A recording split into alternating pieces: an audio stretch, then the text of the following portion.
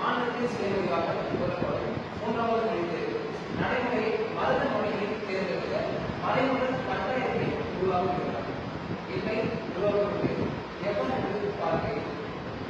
தேசிய கல்விக் கொள்கை 2020 தெளிவாக கூறப்படுவது யாருக்கு? ஒவ்வொரு மாநிலமும் தங்கள்